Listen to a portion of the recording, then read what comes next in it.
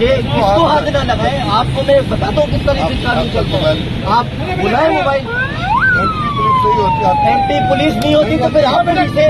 आपको वर्दी पहनने का तरीका नहीं पता, इसकी बिनोलबंदी कर रहे हैं। ये आवाम की खिदमत करने के लिए आप लोगों को यहाँ खड़ा किया है, हराम करने के लिए नहीं खड़ा किया है।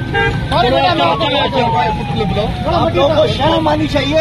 अपनी औलादों को हराम खिला खिला के नस्लें खराब कर रहे हो तुम लोग। आपका पीएफ जो है आपके बड़े वो आप जाहिर हो रहा है। आपको बहुत अच्छी तमीज है, बहुत अच्छी तमीज है, बहुत अच्छी है। भाई कौन बता रहे हैं? आप एमपी बोला को हाथ नहीं लगा सकते। के अंदर इतना है ना, के अंदर इतना है ना, उतार के देखो, मेरी जान उतार के दिखाओ। ये दांत डालने की जरूरत नहीं है। चलो चलो बस ठीक है, बोलो भाई आप